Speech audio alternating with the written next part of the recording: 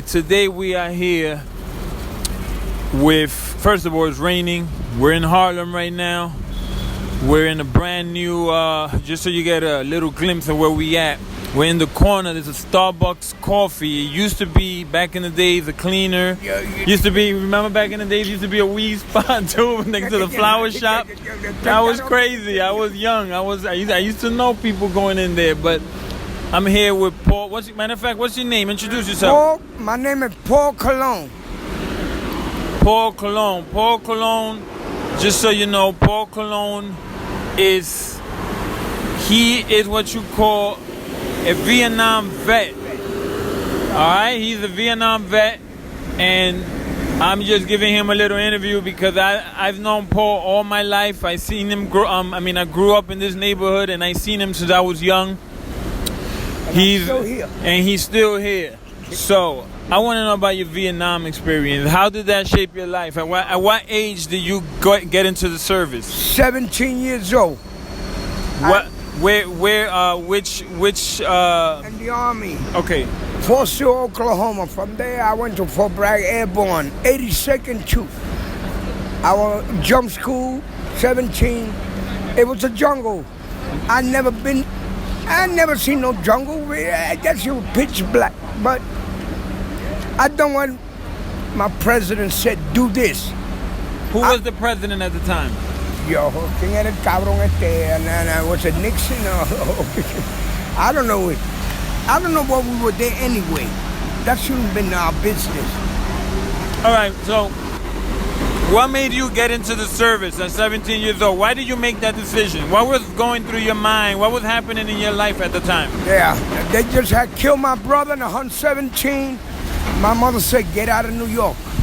And that's the best thing she ever gave me because I became a man who supported me now, my VA. Yo, my mother told me, you got to get out of here because I was going to land up just like my brother, dead. How old was your brother? My brother was 20 when he got killed on 117 2nd Avenue. What happened to him? They shot him in a party. Oh, man. Sorry to hear that. So that must have affected you deeply, I guess. Yeah, that's why I left New York, and that's the best thing I ever done. But then you train me how to kill people. I don't know how to do it, but when I learned, I was good at it. You was good at it. So you don't look at me, I'm gonna shoot you. So when you was in Vietnam, how long were you there for? I was in Vietnam 9 months. In the service, 3.5 years. Okay. That was my tour. When I came stateside. When you came out, how was your mental? How did you come out of the service? Like how did you come out to this world out here? Did you get any kind of therapy or anything? They didn't give me nothing. Did you look for it? Or you just didn't know? Yo, they didn't even have it. So what were you doing at the time when you came out? What were you doing? What were you thinking? I became homeless, and then from homeless to shelter in the VA. They're the ones that got me my apartment. I was here homeless for 17 years out here, but holding down my fort. I worked for living in basement, doing super work until they got me in Borden Avenue. That's the shelter for the VA. And then they hooked me up now with Section 8. I got a beautiful apartment, but there's still my block. I gotta come here every day. I see. I don't know nobody over there, but I'm happy.